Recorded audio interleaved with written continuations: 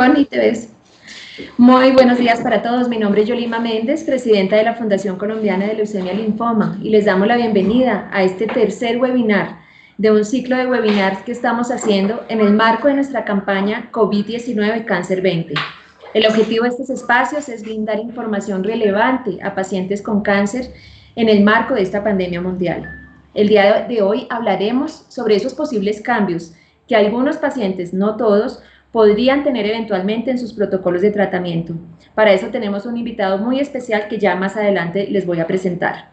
La dinámica para nuestra transmisión en vivo será entonces: los primeros 30 minutos abordaremos el tema central con nuestro especialista invitado y luego tendremos 15 minutos para tener una sesión de preguntas que ustedes podrán ir haciendo a lo largo de la charla a través del chat.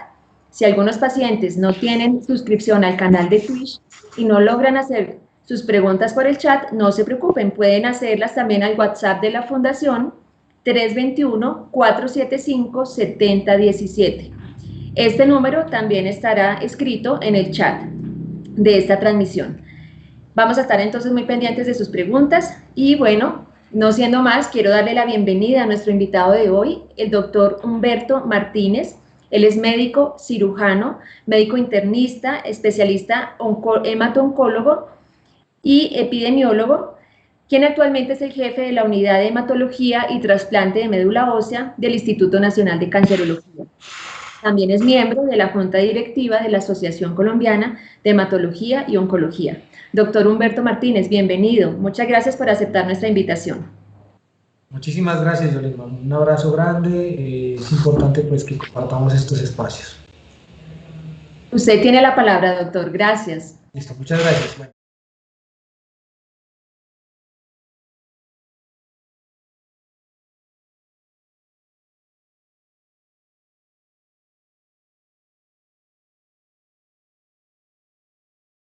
El tema de explicar algo de COVID. Mi nombre es Humberto Martínez Cordero, soy internista, soy hematólogo, actualmente estoy cursando una maestría en epidemiología en la Universidad del Bosque y la idea entonces es compartir con ustedes nuestra experiencia.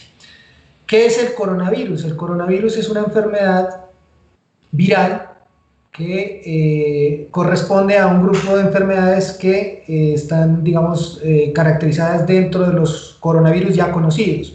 Esta gráfica es importante para que ustedes tengan una información muy clara, y es que los coronavirus ya existían desde antes. Esta es una nueva forma de coronavirus. Por eso es que a veces algunos pacientes me preguntan, doctor, pero ¿por qué el nuevo por qué coronavirus nuevo si ya existían algunos productos para limpiar coronavirus y nos están diciendo que esto es algo muy nuevo? No, ya existían unos coronavirus antes y ahora estamos experimentando una nueva forma de coronavirus que es el SARS-CoV-2, que tiene esta forma redondita, esta gráfica que se ve el coronavirus rojito, que básicamente cuando se ve al microscopio, que es lo siguiente que estamos viendo en esta diapositiva 4, es la forma como una coronita se ve cuando se mira en el microscopio y por eso se llama coronavirus. Y la COVID-19 es la enfermedad provocada por ese coronavirus, que es una enfermedad infecciosa que se transmite por gotas, por contacto, por fomitos, o sea, por cosas que se transmiten de mano en mano, ¿sí? Y que probablemente es de origen zoonótico, o sea, que proviene de los animales, en este caso del murciélago. Y el mecanismo de transmisión, como les decía, pues es por estornudar, por contactos con la persona infectada, por tocar superficies, y las personas que mayormente están afectadas son personas con enfermedades preexistentes como las diabéticas, cardiópatas, y en este caso que vamos a tratar el día de hoy, personas con cáncer, en las que tenemos que tener unas precauciones bien importantes. Esta enfermedad pues se conoció de origen en el mercado de animales en Wuhan. Wuhan es esta región de China, donde podemos ver aquí dos grafiquitas, la región donde se originó, que es la partecita roja que ustedes ven, y al lado donde se ve cómo es la ciudad, que es una ciudad grande, es una ciudad, digamos, importante, que tiene un mercado y que de ahí, pues, digamos, se originó la enfermedad. La cronología de la enfermedad por COVID-19 es que primero en diciembre se reportó los primeros casos. El 9 de enero se identificó el nuevo coronavirus. Ya les dije que habían otros coronavirus antes, por eso no hay que sorprenderse por estos videos que salen en televisión diciendo que ya el coronavirus existía. Sí habían otros, pero este es el SARS-CoV-2. La primera transmisión humano fue fuera de Wuhan, en Vietnam, el 27 de enero. El 11 de febrero, la OMS lo declara un ESPI, que es un brote o una emergencia en salud pública, y la OMS lo declara pandemia el 11 de marzo del 2020, y ahí es cuando ya nos empezamos a preocupar, porque vienen los primeros casos, digamos, y este es el primer caso reportado en Brasil, que fue el 26 de febrero, en una persona que venía de Italia. Y en Colombia se dio el 6 de marzo del 2020, el ministro de Salud y Protección Social confirmó el primer caso en el territorio nacional en una paciente de 19 años que tuvo un análisis, pues digamos, bastante exhaustivo de ella y de sus contactos. Esta es la situación global de los casos. La tasa de letalidad, es decir, cuántas personas se mueren si tienen la infección, el 2%. 5% de los pacientes son críticos, 14% de los pacientes se comportan de forma severa, o sea, requieren hospitalización, y el 81% de las personas tienen una enfermedad leve o asintomática, que eso es muy importante tenerlo en cuenta. Entonces, para que nos pongamos de acuerdo, solamente un 5% de las personas requieren unidades de cuidado intensivo. Los síntomas más comunes son la fiebre, el cansancio, la tos seca, y los casos graves pueden llegar a presentar una fiebre muy alta, un cuadro de neumonía y dificultad respiratoria que requiere, digamos, hospitalización en la unidad de cuidados intensivos. En esta gráfica de comorbilidades nosotros podemos ver cuáles son las personas que sufren más. Y aquí vemos cómo las personas con hipertensión, diabetes, enfermedad renal, obesidad, las personas que fuman, las personas con enfermedad cardíaca o respiratoria, pues tienen el comportamiento de mayor severidad. Y entre esas, como ustedes ven en el cuadrito que hemos resaltado, están las personas con cáncer y las personas con cáncer hematológico, que es lo que trataremos el día de hoy. Nosotros hemos generado unas recomendaciones puntuales desde el punto de vista del manejo del mieloma múltiple en este periodo de pandemia, que ya está publicado en la Revista Colombiana de Cancerología, donde además hay unas recomendaciones para los profesionales de la salud y algunas para pacientes, y también para el manejo de los linfomas, que es del grupo de estudio de linfoproliferativos latinoamericano. Esta es la famosa curva que ustedes conocen y de la que nos han hablado siempre en epidemiología, y es que el aplanarlo tiene que ver básicamente con la capacidad para que el sistema de salud no colapse, y eso es importante porque pues si nosotros logramos hacer eso, y esto tiene que ver mucho con las responsabilidades individuales de cada uno de nosotros, si nosotros lográramos hacer esto, pudiéramos hacer que los tratamientos en los pacientes con cáncer, que es uno de los puntos importantes, se puedan cumplir de una manera bastante normal, o bueno, cercana a lo normal, digamos. Por eso es importante las responsabilidades individuales, y a eso quiero hacer un llamado el día de hoy también, pues que corresponde al nuevo Día Sin IVA, a que seamos bastante prudentes y priorizando las compras por internet. También se han generado unas recomendaciones desde la Asociación Colombiana de Infectología y el IETS, donde participamos en el área de pacientes inmunosuprimidos, y ahí también dimos unas recomendaciones de cuál sería el manejo. Ahora viene ya la parte de preguntas y respuestas, que quizás es la situación o la parte que a mayor importancia le vamos a dar en esta charla. Entonces, todo lo que vamos a tratar, vamos a hacerlo con relación a lo que hemos nosotros recomendado en los consensos, tanto de mieloma múltiple, latinoamericano de linfomas, y en el consenso del IETS, con algunas recomendaciones puntuales internacionales y lo que estamos haciendo actualmente en el Instituto Nacional de Cancerología. Entonces, la primera pregunta es: si estoy en un proceso de diagnóstico por sospecha de cáncer, ¿debo suspender los estudios para protegerme del contagio por COVID-19? Y la respuesta tajante es no. El no diagnóstico oportuno y el no tratamiento del cáncer hematológico puede ser más fatal que inclusive la misma infección. Acuérdense, los cánceres son diferentes desde el punto de vista de su origen celular. Los cánceres hematológicos usualmente son más agresivos que los cánceres de sólidos. Entonces, en ese sentido, podemos decir que tenemos unos cuadros de leucemias agudas, tanto linfoblástica aguda, mieloide aguda, linfomas que pueden llegar a ser bastante agresivos, e inclusive el mieloma múltiple y otras enfermedades que tratamos con menor frecuencia. Si nosotros no diagnosticamos oportunamente el cáncer hematológico y no le damos un tratamiento adecuado, la situación puede ser aún más fatal que infectarse por COVID-19. Nosotros hemos dicho o determinado una característica fundamental en algunas de las enfermedades, que son neoplasias rápidamente letales. ¿Y cuáles son estas? Linfomas de muy alto grado, leucemias agudas como la linfoblástica y la mieloide, que si no son tratadas de forma oportuna pueden ser mortales en días y en pocas semanas. La siguiente pregunta es, si estoy en tratamiento de quimioterapia y mi IPS me ha informado que aplazarán mis ciclos debido al COVID-19, ¿mi IPS puede hacer esto? La respuesta tajante es no. La EPS por sí sola no puede tomar este tipo de determinaciones. Si ya se arrancó un tratamiento de quimioterapia, es importante conservar algo que se llama la intensidad relativa de dosis o la densidad de dosis. Esto debe tratar de garantizarse al máximo en las personas que tienen cánceres, que muchas veces en hematología son cánceres curables. Si nosotros no damos un tratamiento oportuno, pues básicamente lo que sucederá es que la enfermedad progresará y puede incrementar el riesgo de morirse por esta enfermedad. ¿Quién debe determinar los posibles cambios en el tratamiento oncológico? Esencialmente su médico tratante, el hematólogo para los tumores relacionados con la sangre y el oncólogo para los tumores sólidos. Son las únicas personas, los médicos tratantes. No puede ser la EPS, la IPS, nadie más. Tiene que ser el médico tratante. ¿En qué casos mi médico tratante podría determinar aplazar algo mi tratamiento oncológico? Esta gráfica, digamos que nosotros hemos diseñado, es básicamente una gráfica que muestra los riesgos y los beneficios. No hay que desconocer que en este momento estamos atravesando por un periodo de pandemia en donde existe ya en las instituciones un ambiente de muy alta circulación viral. ¿Qué quiere decir? Que el virus está por todas partes.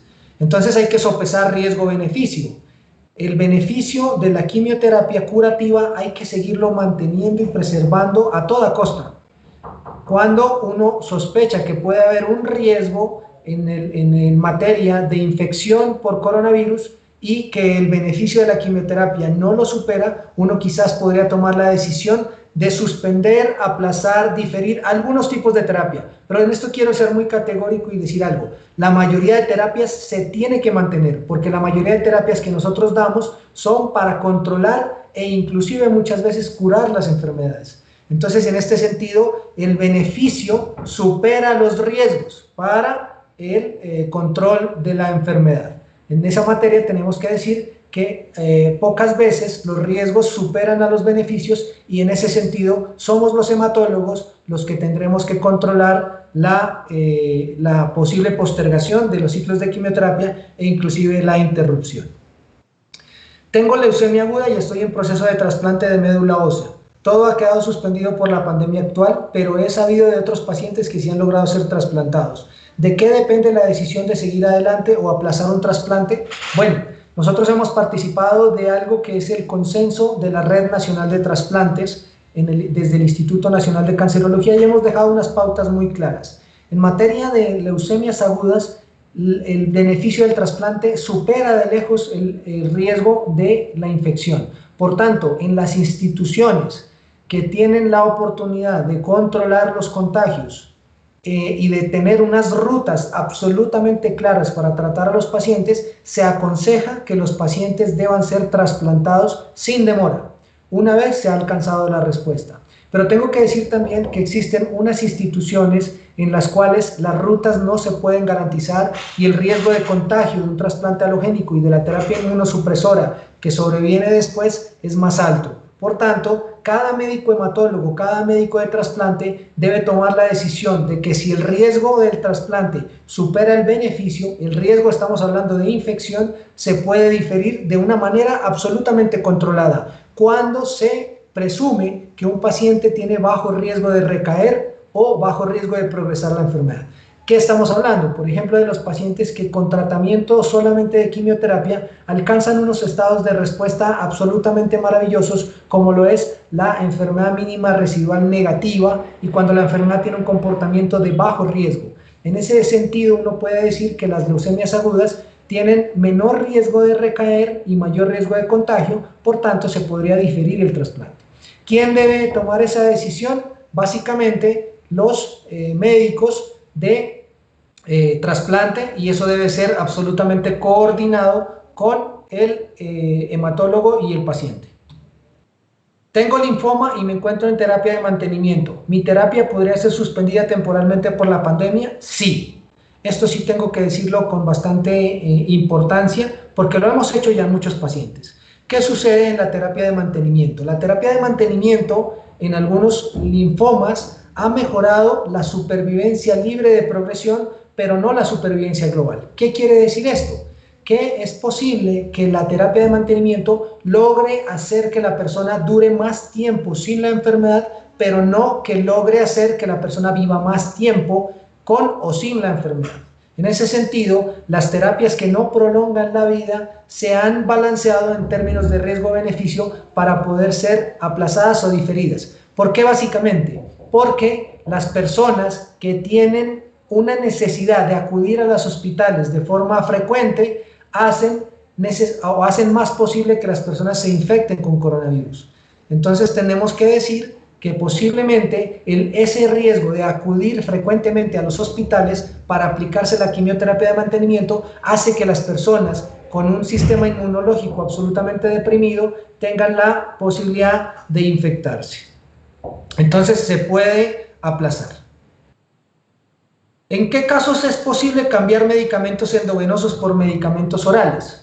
Es muy importante esta pregunta porque en los consensos lo que nosotros hemos dejado es que se deben favorecer las terapias orales sobre las terapias endovenosas. ¿Por qué? Básicamente porque los pacientes tienen la oportunidad de ser tratados en sus casas. Si nosotros somos, digamos, categóricos y claros con la información, el sitio más importante donde pueden ser los pacientes tratados es en sus casas. Y en este momento tenemos la oportunidad de hacerlo a través de herramientas como la telemedicina, la formulación de tratamientos orales que no ameritan o ameritan que los pacientes no vayan a los hospitales a aplicarse la quimioterapia y la posibilidad de aplicar tratamientos también de forma domiciliaria.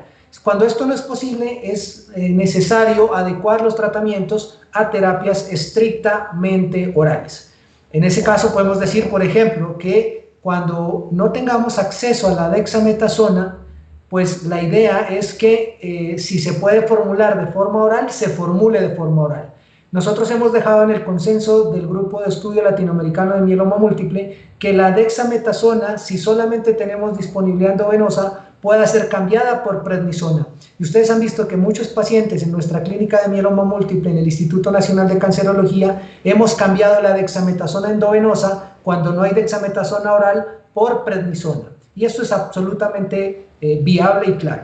Cuando los pacientes, por ejemplo, tienen la posibilidad de solamente tener tratamientos orales como la lenalidomida en el mieloma múltiple o la talidomida, se puede combinar lenalidomida con prednisona o talidomida con prednisona, y en los pacientes que ameritan que el tratamiento sea estrictamente necesario con medicamentos de vía parenteral, podemos acudir a aplicar bortezomib en la casa, se puede. Lo hemos logrado hacer en un grupo de pacientes, pero no en todos todavía, lo estamos regulando en este momento. Pero, por ejemplo, sería importante cambiar la terapia a ixazomib, por ejemplo, que es un medicamento que es oral, que pudiera reemplazar al bortezomib o que pudiera eventualmente reemplazar al carfilzomib.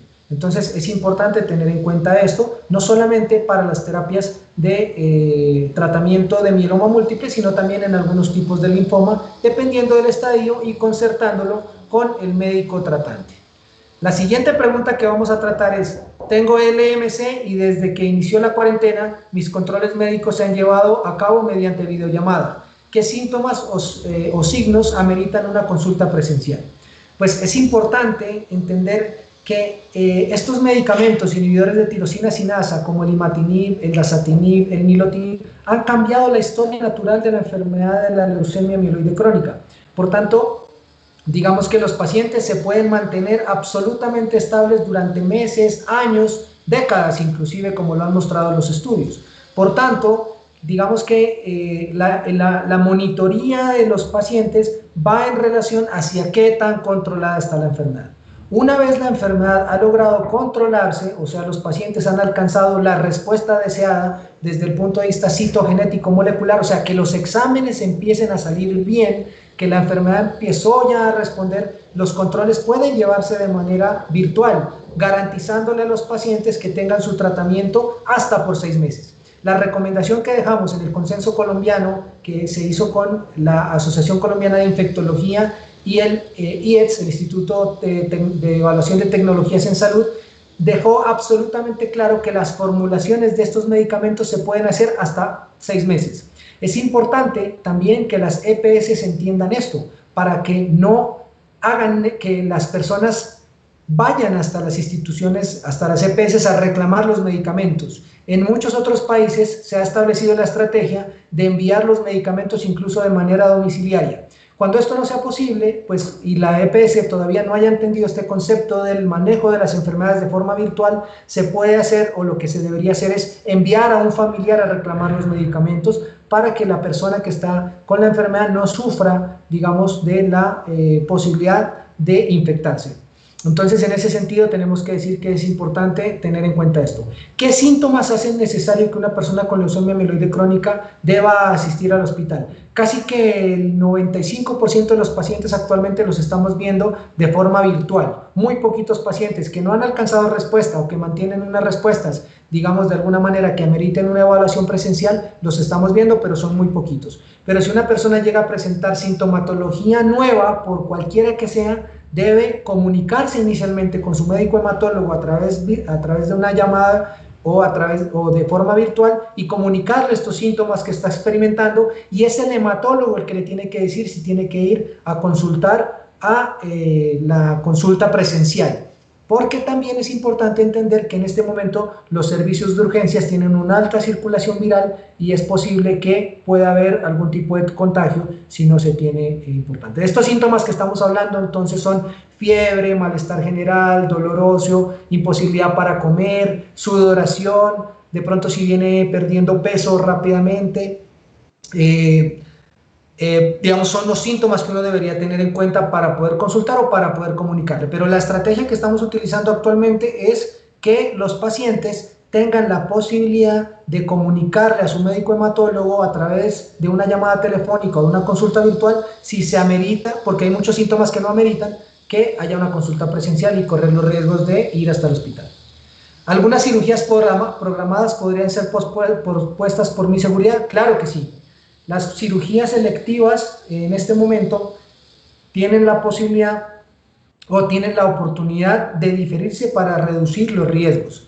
¿Cuál es la estrategia que absolutamente clara se está llevando en este momento en el Instituto Nacional de Cancerología? Es una política de tamización de los pacientes. Si los pacientes tienen negatividad para las pruebas por coronavirus, la idea en este momento es tratar de sostener el ritmo de cirugías de una manera pertinente y adecuada, lo más cercano posible a lo normal, sin tratar de retrasar las cirugías, digamos, pertinentemente oncológicas. Lo que es importante es entender que este proceso debe llevarse de una manera segura, y por eso se ha establecido que todos los pacientes que vayan a cirugía tengan un proceso de tamización con PCR. Y eso, pues, es importante entenderlo. Hay algunas cirugías que se pueden diferir, unas cirugías que, digamos, no son para, pues, digamos, control sintomático, etcétera. Pero las cirugías que se requieran para hacer diagnóstico rápido y para poder iniciar un tratamiento no deben diferirse por ninguna circunstancia. Deben entrar en un protocolo de tamización y poderse llevar a cabo de una forma muy rápida. ¿La radioterapia podría ser pospuesta por mi seguridad? Por supuesto que sí. Hay algunas consideraciones que hemos dejado en los consensos, y es básicamente que la radioterapia que sea de urgencia sea la única que sea llevada a cabo, por lo menos en materia de mieloma múltiple y de algunos tipos de linfoma. Hasta el momento no hemos cambiado la recomendación. Una vez se retomen los servicios de una manera segura, por supuesto que daremos una recomendación de cuáles serían esas circunstancias en las cuales la radioterapia debe retomarse. Pero lo que hemos hecho en los consensos, y hablando, por supuesto, con también especialistas en oncología radioterápica, es que por ahora, debido a la frecuencia con la que las personas deben acudir a los servicios de radioterapia y que hacen muchísimo más posible que se infecten, sean diferidas en este momento absolutamente para lo que sea una urgencia oncológica. ¿Qué debo hacer si presento síntomas de gripe? ¿Debo acudir a teleconsulta para recibir indicaciones o debo acudir al servicio de urgencias? Somos muy categóricos en decir, nuestros pacientes hematológicos tienen un riesgo muy grande de complicaciones. Lo más importante en este sentido es que siempre haya una comunicación directa con su hematólogo tratante, tratar de conseguirla. Si ustedes están en otras instituciones que no sean el Instituto Nacional de Cancerología, tratar de tener una comunicación muy clara con sus médicos tratantes. Cada una de las clínicas en las que nosotros estamos liderando en el Instituto Nacional de Cancerología tiene la oportunidad de comunicarse con los pacientes y tratar de orientarlos de la mejor manera hacia cuál puede ser el mejor sitio para atenderse. Esencialmente tendremos que decir que las personas que tienen síntomas leves, que las personas que no han tenido, digamos, un deterioro clínico, podrían tratarse en la casa siempre y cuando tengan una comunicación todo el tiempo con el hematólogo, para que el hematólogo sea la persona que tenga la posibilidad de decidir en qué momento tiene que acudir al servicio de urgencias, y cuando acuda al servicio de urgencias poderlo canalizar muy rápidamente a la unidad que pertenezca, a la unidad, por ejemplo, de leucemias agudas, a la unidad de linfomas o de mieloma múltiple, y eso pues digamos lo evaluaremos nosotros ya de forma intrahospitalaria. Pero es importante que tengamos un proceso de agendamiento de teleconsulta muy rápido, es decir, solicitar a través de los correos electrónicos, a través de los call center, a través de la comunicación directa con el grupo al que pertenezca, si requiere o amerita una teleconsulta de forma muy rápida, y en ese momento evaluar si es pertinente o es necesario que acudan a los servicios de urgencia. Muchas veces lo que nosotros hemos hecho es que identificamos sintomatología en el paciente y lo que hacemos es que se activa o se aconseja que se active la red de atención de COVID de la EPS, para que la EPS le vaya a tomar la prueba a los pacientes a la casa y sean identificados puntualmente. Eso para disminuir el riesgo de que si es COVID positivo nos afecte a los pacientes que están hospitalizados, y además de la oportunidad que tenemos de poderlo tener aislado en otras instituciones que están dedicadas solamente para esto. Pero esencialmente en este momento, por lo menos el Instituto Nacional de Cancerología, nos estamos encargando de nuestros pacientes. Si me confirman positivo para COVID-19, ¿mi tratamiento oncológico será suspendido? En esto tenemos que ser claros y decir que sí. ¿Por qué? Porque la posibilidad de complicaciones por un tratamiento activo o por un tratamiento suministrado en una persona que tenga enfermedad por COVID hace que tenga un riesgo muy alto de complicaciones. Entonces, esa también es una estrategia que nosotros tenemos, no solamente para los pacientes sintomáticos, sino para los pacientes asintomáticos que tienen positividad para las pruebas. Por eso hacemos tamización. Antes de arrancar protocolos de quimioterapia absolutamente mieloablativos, nosotros estamos haciendo tamización con unas prioridades importantes que tienen que ver pacientes de trasplante, pacientes de leucemias agudas, pacientes de linfomas de alto grado y mieloma múltiple, esencialmente priorizados. Si la prueba sale positiva, nosotros diferiremos la quimioterapia hasta que sea absolutamente seguro poder suministrarla. En ese periodo de tiempo se pueden correr riesgos con respecto a la progresión de la enfermedad, sí, pero son muchísimo menores esos riesgos que la posibilidad de dar quimioterapia y de que el paciente termine complicándose por la infección por coronavirus. Por tanto, la mayoría, yo diría el 99% de las terapias deben ser suspendidas. Hay alguna información a nivel internacional de que hay algunas terapias que no requieren suspenderse. Por ejemplo, el ibrutinib en la leucemia linfocítica crónica. Esto permanece todavía de forma experimental y lo trataremos, digamos, de forma puntual si hay alguna pregunta de algún paciente, porque es importante evaluarlo punto a punto o paciente a paciente. Si es así, ¿por cuánto tiempo tendría que ser suspendido? Esencialmente, la definición del riesgo de cuándo puede ya darse la quimioterapia tiene que ver con un trabajo multidisciplinario, pero nosotros hemos establecido de forma preliminar unos lineamientos importantes para reactivar la quimioterapia. Y es que ya el paciente que había dado positivo tenga una prueba negativa y dar un tiempo prudente de 15 días para poder estar seguros de que la persona ya ha barrido el virus por completo y el riesgo de suministrar la quimioterapia es menor. De alguna manera hemos hecho alguna aproximación con las pruebas serológicas y lo que nos gustaría ver es una prueba de IgG positiva y una prueba IgM negativa. Pero ahí tenemos que decir que esto todavía no está tan claro, pero por eso necesitamos hacer una valoración interdisciplinaria con el grupo de infectología, el grupo médico tratante de hematología, para poder definir cuándo ya es seguro reactivar la quimioterapia. Pero esencialmente tendremos que esperar después de la negatividad de la prueba de PCR por lo menos 2 semanas y con mayor seguridad 3 semanas con una prueba IgG positiva y una prueba IgM negativa. ¿En qué casos mi médico tratante podría determinar aplazar mi tratamiento oncológico? Claro, hay que individualizar los casos, pero lo que dijimos es bastante cierto. Nosotros Tenemos la posibilidad de individualizar los casos, por ejemplo, de mantenimiento o los casos en los que las personas hayan alcanzado unas respuestas muy buenas, diferirlo hasta que sea seguro suministrarlo. Pero ¿qué puedo decir en este momento? Esencialmente, en la gran mayoría de pacientes, lo que tenemos que hacer es sostener las terapias y tratar de individualizar de acuerdo a las recomendaciones puntuales por enfermedad que hemos emanado de los consensos. Y por último, que es la última diapositiva, necesariamente debo ser hospitalizado si soy positivo para COVID-19 y el manejo pudiera ser en casa, ya lo hemos comentado anteriormente. Hay un grupo de pacientes que pueden ser tratados en casa, sin embargo, según nuestro protocolo, tendríamos que asegurarnos de que tenga unas pruebas de severidad de coronavirus negativas. Si eso sucede, las personas podrían tener un manejo perfectamente en su casa, un aislamiento, una cuarentena personal específica para ese paciente, siempre y cuando se esté revalorando todos los días su estado de salud y que se pueda hacer una revaloración quizás por la EPS o por el servicio médico tratante, que en este caso por nosotros sería el Instituto Nacional de Cancerología, como lo estamos empezando a diseñar, porque de esto todos los días estamos aprendiendo, y la idea es poder evaluarlos por lo menos 2 veces en semana, evaluando que las personas estén bien y que los laboratorios no se hayan deteriorado. Eso era lo que tenía para contarles. Muchísimas gracias y estoy atento a las preguntas.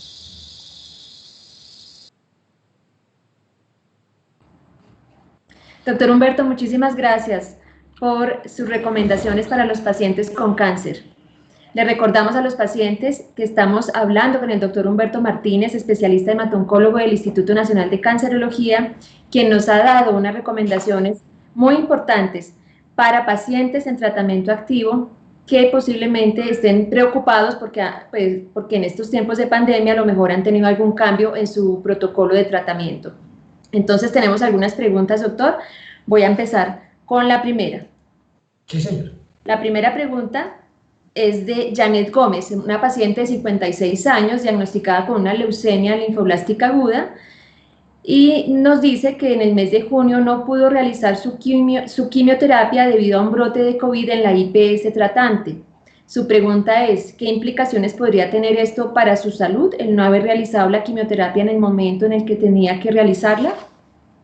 Bueno, entonces tenemos que decir puntualmente que cada caso es individualizado. Por supuesto, las directrices acerca del tratamiento y las directrices acerca del seguimiento y acerca de los riesgos de infección o de contagio deben ser evaluadas por su equipo tratante, es lo primero que tendremos que decir.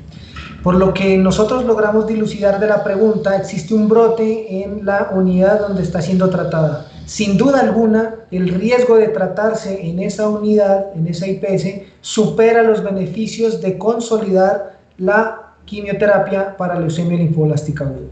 Si, por ejemplo, la paciente hubiera alcanzado un estado que se llama enfermedad mínima residual negativa al final de la inducción, sin duda alguna el riesgo es bastante bajo de recaída si hay si hay un diferimiento de la quimioterapia. Puede existir, por supuesto que puede existir, pero si alcanzó enfermedad mínima residual negativa, ese riesgo se disminuye. No conozco exactamente cuál fue el estado, pero tengo que decirle que es muy posible que si se consolidara en este momento, el hecho de tener un sistema inmunológico absolutamente comprometido haría que haya complicaciones por coronavirus y en ese caso la decisión más sabia e importante es diferir la quimioterapia. Si la enfermedad mínima residual negativa está presente, el riesgo es bastante bajo y se podría retomar una vez se haya controlado el brote en la institución con unos riesgos, digamos, bajos de que haya una recaída de la enfermedad. Muchas gracias, doctor Humberto. Aquí tenemos otra pregunta. ¿Cuál es la norma en donde indican que el paciente puede ser formulado hasta por 6 meses y que el familiar puede ir a reclamar sus medicinas? Si usted me permite, doctor Humberto, ahí yo le respondo al paciente claro que es la resolución 521 de marzo del 2020. Por favor, lean esa resolución y recuerden que ese fue el tema de nuestro primer webinar, en donde se indica claramente que el paciente puede ser formulado hasta por 3 meses, ¿sí? Y que sus medicamentos pueden ser llevados a domicilio sin ningún costo. Resolución 521 de marzo del 2020. Pero además, doctora Yolima, quisiera comentarle que en el consenso de IETS-ASIN, que es un consenso del Ministerio de Salud, hay una recomendación bastante puntual para que la lean para los pacientes y la dejamos nosotros en el grupo específico de inmunosuprimidos y lo dejamos estrictamente de esta manera: 3 meses a 6 meses de formulación dependiendo de la estabilidad de los pacientes. Ah, maravilloso. Gracias por esa anotación, doctor Humberto. Bueno, tenemos aquí otra pregunta, doctor. Después, si he tenido un cambio de terapia intravenosa a una terapia oral debido a la pandemia y por mi seguridad, posteriormente, cuando ya pase todo este tema de la pandemia, ¿podré volver a mi terapia habitual, a mi terapia intravenosa, o ya me quedo con la terapia oral? Claro, miren, eso es bastante importante y es una pregunta supremamente interesante. Hay algunas enfermedades en las cuales la terapia oral es igualmente efectiva a la terapia endovenosa. Sin embargo, digamos que los esfuerzos que está haciendo el país o los esfuerzos que se están haciendo desde las instituciones tienen que ver también con materia económica, porque los medicamentos usualmente que se utilizan para el tratamiento desde el punto de vista oral son un poco más costosos.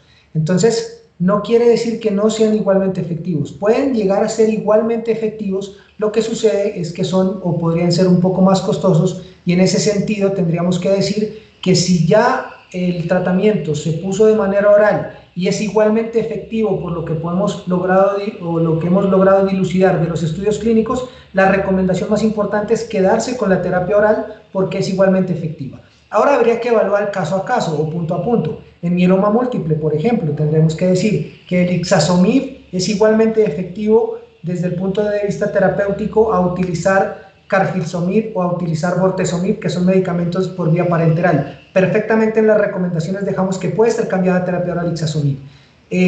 No hay ninguna, digamos, contraindicación para asociar, por ejemplo, prednisona en mieloma múltiple en vez de dexametasona, que son medicamentos endovenosos. Entonces, la idea es entender que los tratamientos orales pueden ser igualmente efectivos, y si ya se optó por la estrategia de tener tratamiento oral, poder continuar con la misma.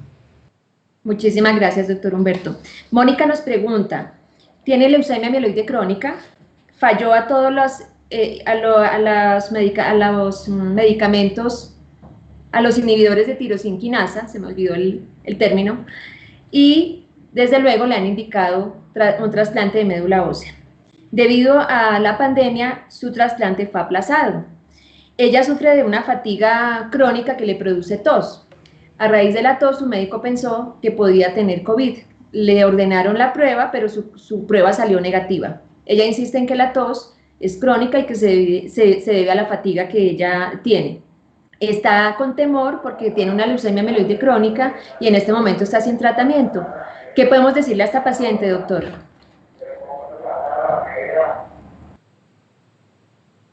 Hola, qué pena. ¿Me podría repetir la pregunta? Es que tenía un problema de conexión. Tranquilo, doctor. La paciente de leucemia mieloide crónica nos dice que falló a todos los inhibidores de tirosina quinasa y en este momento tiene indicación para un trasplante de médula ósea. ¿Se escucha? ¿Se escucha bien, doctor? Está un poquito alterada la conexión. Voy a salirme y voy a volver a entrar. Bueno, doctor, perfecto.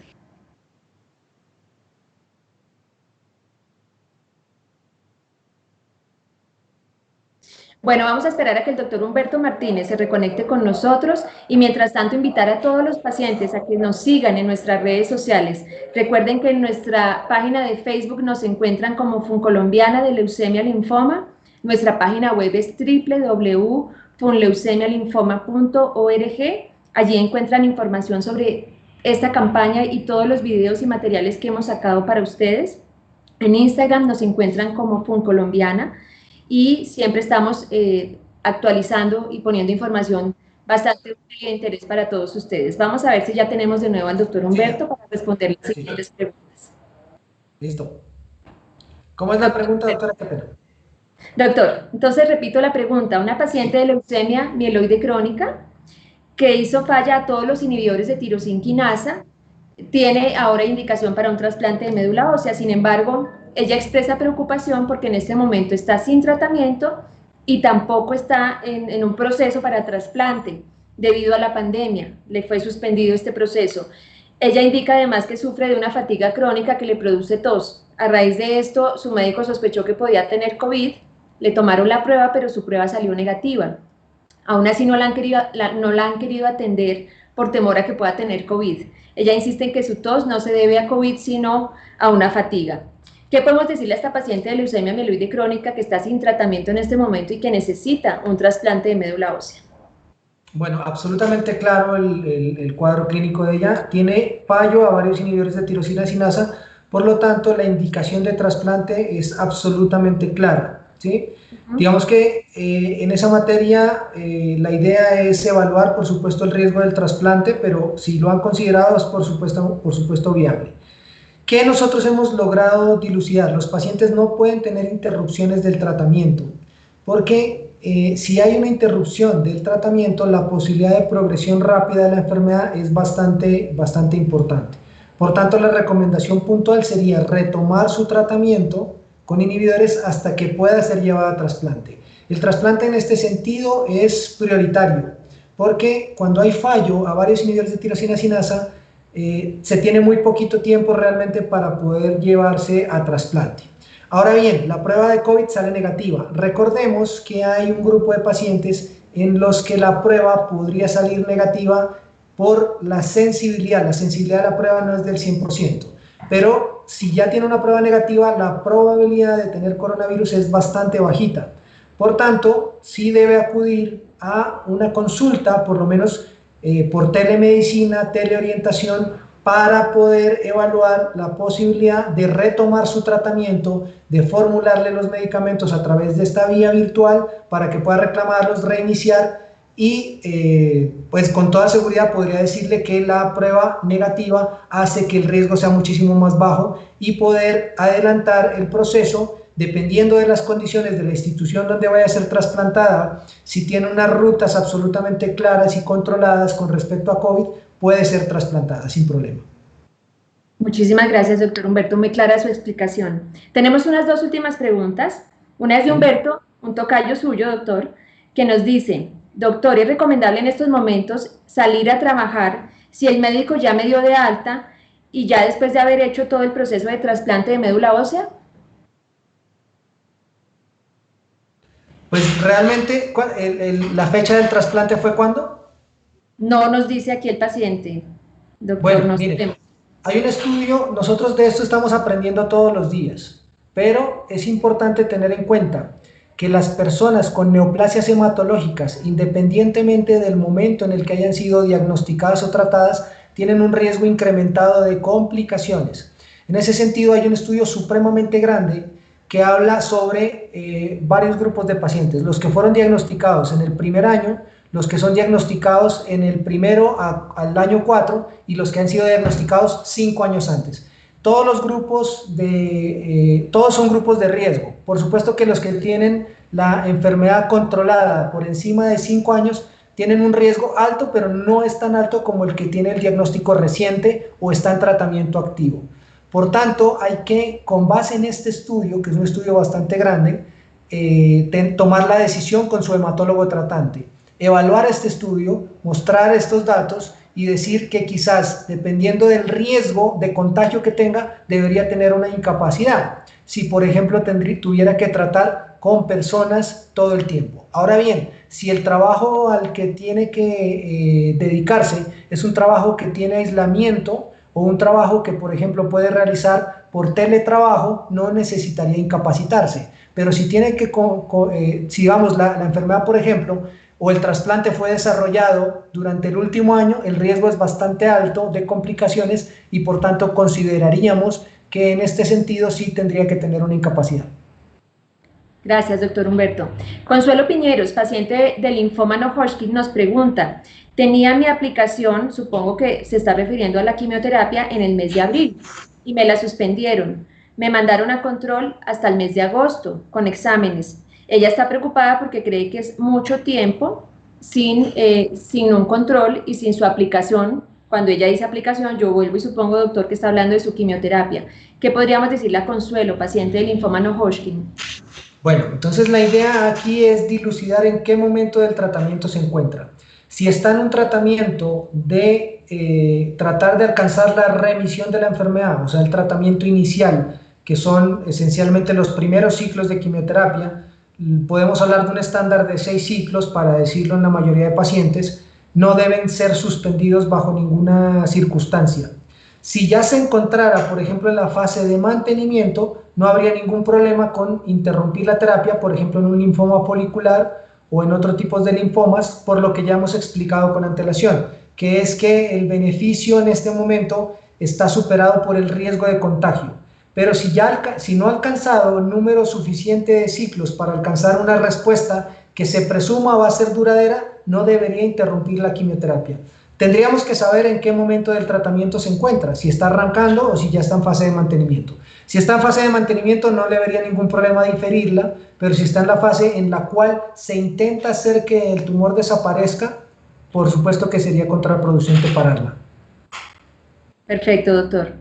Tenemos aquí también una pregunta de un paciente de mieloma. Doctor Humberto dice, estoy en tratamiento de mantenimiento con lenalidomida post-trasplante. Y bueno, es una pregunta más de temas administrativos. Dice que le cobra 46.000 pesos por exámenes a domicilio de laboratorios. ¿Es correcto eso? Yo le diría al paciente que, que esto pareciera que es una cuota moderadora, ¿sí? Y se supone que los servicios a domicilio no pueden incrementar las cuotas moderadoras. El paciente debería pagar lo que siempre ha pagado, lo mismo que pagaba cuando se dirigía al centro de atención, a la IPS, al laboratorio. No debería haber un incremento por esta causa. Entonces invitamos al paciente de mieloma a que se comunique con nosotros, con la fundación, para poderlo asesorar de manera más puntual respecto a este cobro adicional que le está haciendo su EPS. Y por último, doctor, tenemos una pregunta de Mónica. Dice, ¿qué debo hacer si la IPS no me está prestando el servicio de control de hematología post-trasplante, como debe ser? Y tampoco hay un canal muy efectivo de comunicación con el médico. ¿Qué hacer con estos pacientes, doctor, que no han logrado las citas ni de manera presencial ni a través de la telemedicina? Bueno, hay que acudir claramente a la EPS. Esto está absolutamente regulado. Las instituciones prestadoras de servicios de salud deben garantizar la continuidad de la atención de los pacientes, y no, eso, pues claramente usted lo sabe, doctora Yolima, es absolutamente reprochable, digamos, que no se le dé la continuidad al tratamiento.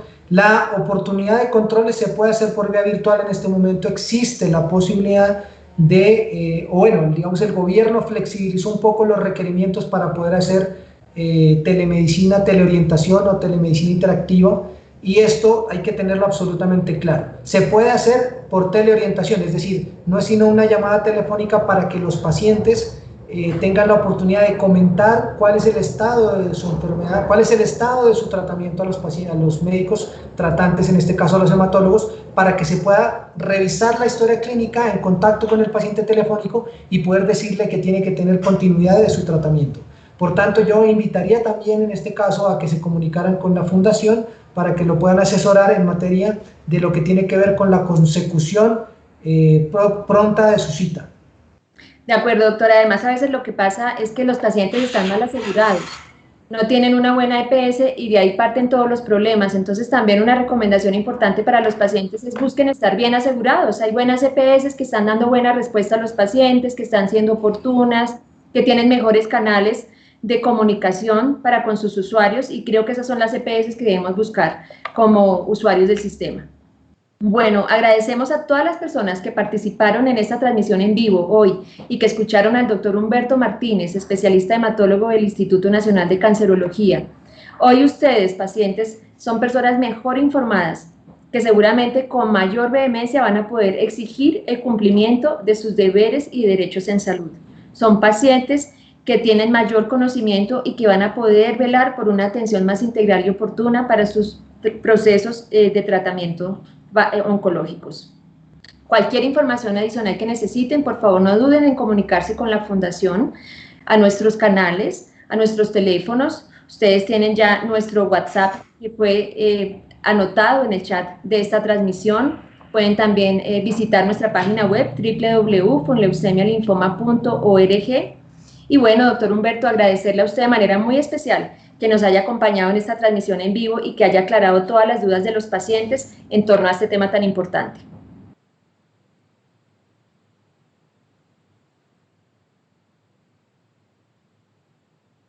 Listo, muchísimas gracias por la invitación. Quisiera agradecerle a doctora Yolima, a todas las personas, a todos los organizadores por habernos dado esta oportunidad de poder conversar con los pacientes.